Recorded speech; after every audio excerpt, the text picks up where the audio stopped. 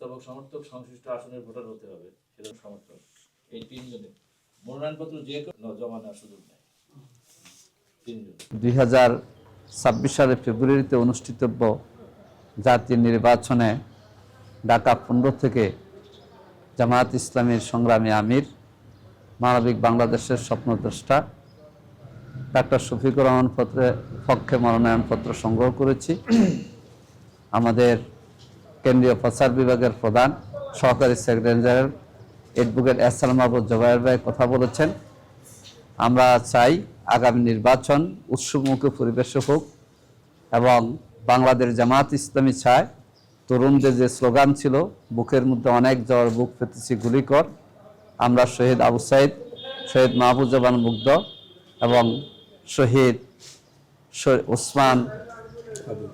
শরীফ ওসমান হাদির এবং শরীফ আবরার ফায়াজ, যে জন্য আধিপত্যবাদ বিরোধী ষড়যন্ত্রের শিকার হয়ে জীবন দিয়েছেন, আমরা জুলাই যোদ্ধাদের সে স্বপ্ন বাস্তবায়ন করব।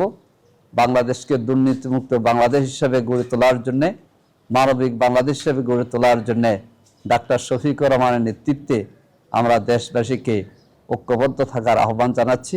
এই নির্বাচনে আমরা বাংলাদেশ জামায়াত ইসলামীর পক্ষ থেকে ঢাকা 15 আসন, যেখানে আমাদের সম্মানিত আমিরে জামাত ডাক্তার শফিকুর রহমান এই আসনে প্রতিদ্বন্দ্বিতা করবেন ইনশাআল্লাহ। আমরা তার পক্ষে এখানে আসছি।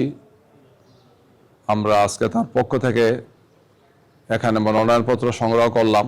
আমরা দেশবাসীর কাছে দোয়া চাই, সবার কাছে দোয়া চাই যে এই আসনে আমাদের আমিরে জামাত এর আগে একবার ইলেকশন করেছেন, যদিও সেই ইলেকশনটা রাতের অন্ধকারে হয়েছে, এই জন্য দিনের বেলা ভোট দেওয়ার সুযোগ হয় নাই।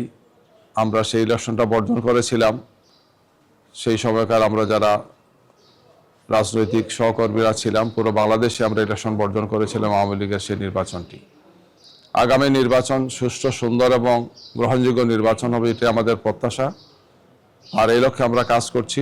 আমরা আশা করি যে নির্বাচন কমিশন, অন্তর্বর্তীকালীন সরকার এবং আমরা সবাই মিলে একটি সুন্দর সুষ্ঠু নির্বাচন অনুষ্ঠানের জন্য কাঁধে কাঁধ মিলিয়ে কাজ করব। আমাদের এই নির্বাচন যাতে বাংলাদেশের মানুষের বিপুলভাবে তাদের সমর্থন পায়, বাংলাদেশের সাধারণ মানুষের আবেগ এবং আকাঙ্ক্ষার প্রতিফলন ঘটে।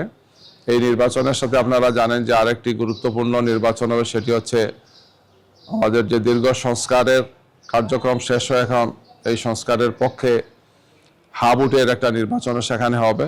আমরা দুটো নির্বাচনই, জাতীয় সংসদ নির্বাচন এবং সংস্কারের পক্ষে হাবুট বিজয়ী হোক, আমরা এই প্রত্যাশা করছি এবং এই লক্ষ্যে আমরা কাজ করছি।